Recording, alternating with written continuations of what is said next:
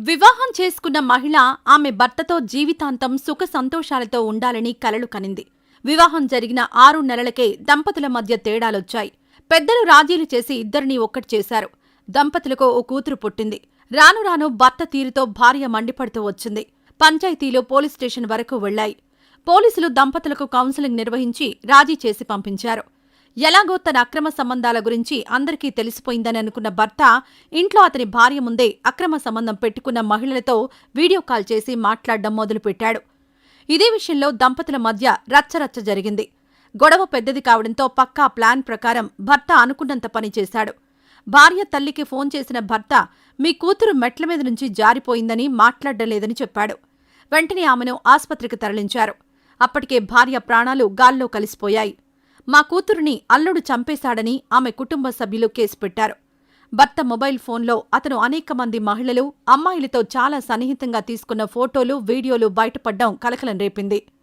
చెన్నైలోని వినోద్ అనే యువకుడు నివాసముంటున్నాడు. వినోద్కు హేమవతి అనే యువతినిచ్చి వివాహం చేయాలని పెద్దలు నిర్ణయించారు. పెళ్లి చేసుకోవడానికి వినోద్, హేమవతి గ్రీన్ సిగ్నల్ ఇచ్చారు. 2015లో హేమవతి, వినోద్ల వివాహం గ్రాండ్గా జరిగింది. వినోద్ను వివాహం చేసుకున్న హేమవతి ఆమె భర్తతో జీవితాంతం సుఖ సంతోషాలతో ఉండాలని కలలు కనింది. వివాహం జరిగిన 6 నెలలకే వినోద్, హేమవతి దంపతుల మధ్య తేడాలొచ్చాయి. పెద్దలు రాజీలు చేసి ఇద్దరినీ ఒక్కటి చేస్తూ వచ్చారు.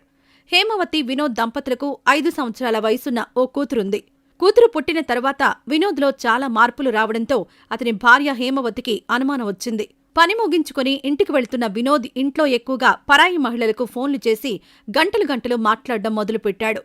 ఎవరితో మాట్లాడుతున్నావంటూ హేమవతి ప్రశ్నిస్తే నీకెందుకు, నీ పని నువ్వు చూసుకో అంటూ వినోద్ అతని భార్య మీద మండిపడ్డం మొదలుపెట్టాడు. రాను రాను భర్త వినోద్ తీరుతో అతని భార్య హేమవతి మండిపడుతూ వచ్చింది. రాను రాను వినోద్, హేమవతిల గొడవలు ఎక్కువయ్యాయి. వినోద్, హేమవతి పంచాయతీలు 3 సంవత్సరాల క్రితం ఇంకా ఎక్కువయ్యాయి. హేమవతి, వినోద్ల పంచాయతీలు పోలీస్ స్టేషన్ వరకు వెళ్లాయి. పోలీసులు వినోద్, హేమవతి దంపతులకు కౌన్సిలింగ్ నిర్వహించి ఇద్దరికీ రాజీ చేసి సంతోషంగా జీవించాలని సలహా ఇచ్చి పంపించారు. ఎలాగో తన అక్రమ సంబంధాల గురించి అందరికీ తెలిసిపోయిందని అనుకున్న వినోద్ ఇంట్లో అతని భార్య హేమవతి ముందే అక్రమ సంబంధం పెట్టుకున్న మహిళలతో వీడియో కాల్ చేసి మాట్లాడడం మొదలుపెట్టాడు.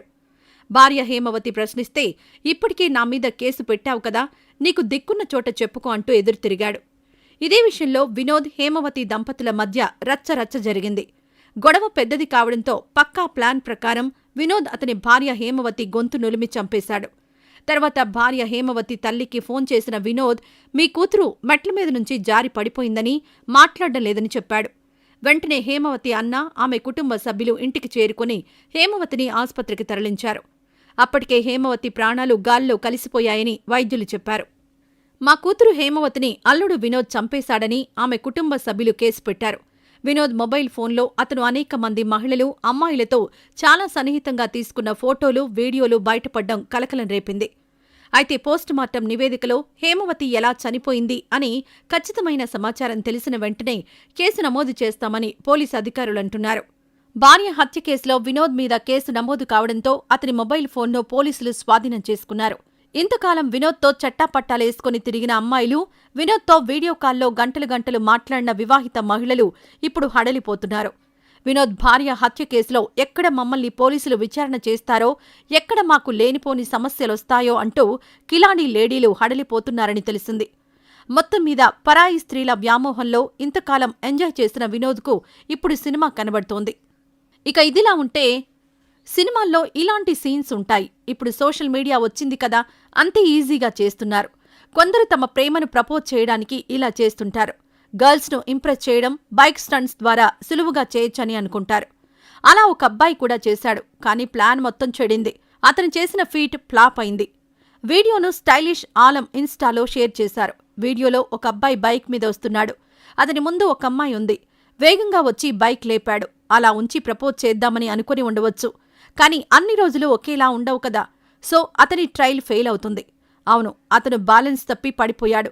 పడిపోవడంతో అతను చాలా ఇబ్బందికి గురయ్యాడు. వీడియోను అక్టోబర్ 29వ తేదీన షేర్ చేశారు. ఇప్పటి వరకు 19 మిలియన్ వ్యూస్ వచ్చాయి. 332K లైకులు వచ్చాయి.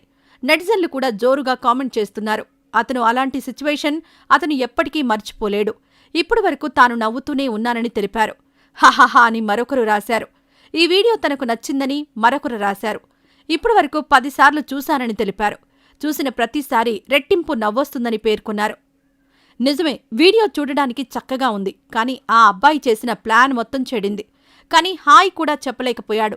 నయం, పక్కనే డివైడర్ ఉన్నందున సేవ్ అయ్యాడు. లేదంటే రోడ్డు మీద పడి గాయాల పాలయ్యేవాడు.